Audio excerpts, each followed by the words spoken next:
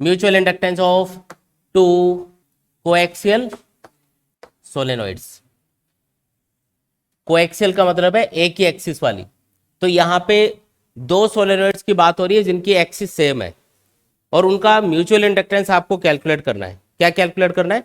Mutual inductance of two coaxial solenoids. तो पहले हम दो कोएक्सियल सोलेनोइड्स ड्रॉ कर लेते हैं। देखो, मान लो कि आपके पास में एक होलो पाइप है, एक सिलेंड्रिकल होलो पाइप है, और आपने क्या किया, एक इंसुलेटेड कॉपर वायर लिया और इसके ऊपर एक सोलेनोइड की फॉर्म में लपेट दिया इसके ऊपर। ये है पहली सोलेनोइड। ये क्या चीज़ है? ये पहली सोलेनोइड है। ठीक है, इस सोलेनोइड में हम करंट फ्लो करेंगे। मान लो इसमें फ्लो होने वाला करंट है I1। ये जो सोलेनोइड है इसकी लेंथ है L। लेंथ कितनी है इसकी? स्मॉल l लेंथ मान लेते हैं। और इसका जो क्रॉस सेक्शनल एरिया है ये कितना है? तो क्रॉस सेक्शनल एरिया है A। बात समझ में आई क्या? और इस सोलेनोइड में कुछ नंबर ऑफ टर्न्स भी होंगे। मान लो कि इसके अंदर नंबर ऑफ टर्न्स है N1। पहले सोलेनोइड के लिए क्या क्या पता है हमको? पहले सोलेनोइड में फ्लो होने वाला करंट कितना है? I1। उसमें नंबर ऑफ टर्न्स कितने हैं? N1। उसकी लेंथ कितनी है? L। और उसका क्रॉस सेक्शनल एरिया कितना है? A। समझ में आया ना? अब जैसे ही इसमें करंट फ्लो किया जाएगा, इस सोलेनोइड में जैसे ही हम करंट फ्लो करेंगे, हम क्या देखते हैं कि इस सोलेनोइड की एक्सिस के अलोंग एक मैग्नेटिक फील्ड प्रोड्यूस हो जाता है। और मैग्नेटिक फील्ड की डायरेक्शन कैसे पता करते हैं? तो जिस डायरेक्शन में करंट है उस डायरेक्शन में राइट हैंड फिंगर्स को घुमाएंगे तो हम आपको मैग्नेटिक फील्ड की डायरेक्शन बताएगा। मतलब यहाँ पे जो मैग्नेटिक फील्ड प्रोड्यूस होगा कौन सी डायरेक्शन में होगा? अरे बोलो, लेफ्ट टू राइट। ये यहाँ पे मैग्नेटिक फील्ड प्रोड्यूस हो रहा है। इस मैग्नेटिक फील्ड का नाम रखेंगे B1। भाई पहली कॉइल में फ्लो होने वाले करंट की वजह से जो मैग्नेटिक फील्ड प्रोड्यूस हुआ उसका क्या नाम रख दिया? B1। ठीक है। अच्छा, B1 कितना होगा? इजीली बता सकते हो, कोई दिक्कत नहीं है इसमें। कोई भी करंट कैरिंग सोलेनोइड जो मैग्नेटिक फील्ड प्रोड्यूस करती है उसका फॉर्मूला होता है B1 equals to mu naught Ni। ठीक है, क्योंकि पहली सोलेनोइड की बात हो रही है इसलिए इसमें number of turns per unit length हम N1 काउंट करेंगे। इसमें करंट कितना है? I1। अच्छा, ये जो N1 है, ये N1 जानते हो कि क्या चीज होती है? ये N होता है number of turns per unit length in the solenoid, जिसको हम क्या लिख सकते हैं? Total number of turns divided by length of the solenoid. यानी कि ये जो स्मॉल n है, स्मॉल n1 जैसे पहली सोलेनोइड के लिए हम बोल रहे हैं, तो ये N1 अपॉन L के बराबर होगा। इसका मतलब होता है number of turns per unit length in the solenoid. तो ये आ जाएगा अपने पास B1 equals to mu naught N1 upon L into I1। ये क्या आ गया अपने पास?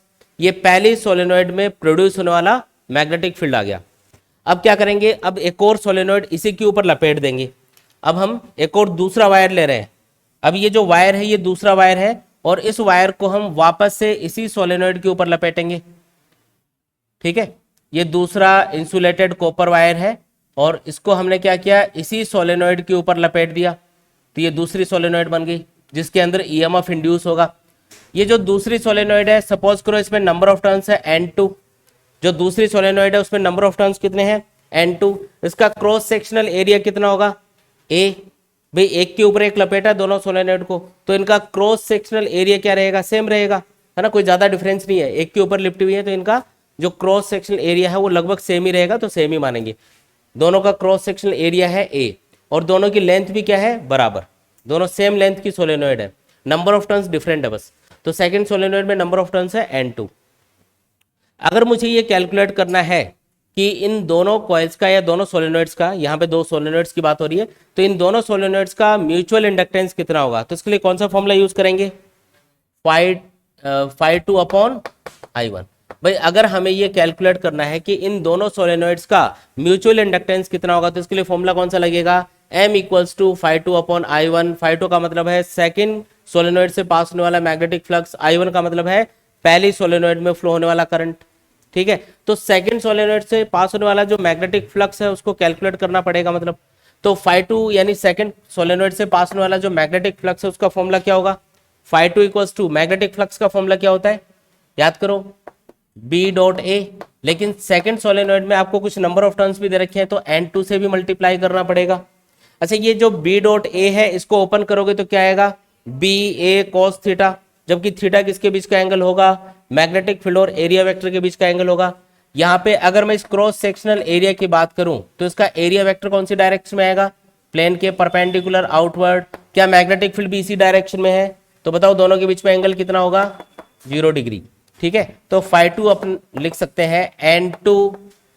और अच्छा ये मैग्नेटिक फील्ड कौन सा लिखना है? B1। B1 क्यों? क्योंकि जो first coil magnetic field produce कर रही है वही सेकंड कॉइल से पास हो रहा है, इसलिए यहाँ पे B1 आएगा। अच्छा B1 की वैल्यू मैं यहाँ से पुट कर रहा हूँ, ये है μ0 n1 I1 अपॉन L, और A की जगह A लिखेंगे, A is the cross sectional area, और साथ में cos थीटा भी आएगा, तो cos थीटा की वैल्यू तो हम फाइंड कर ही चुके हैं, कितनी है? 0।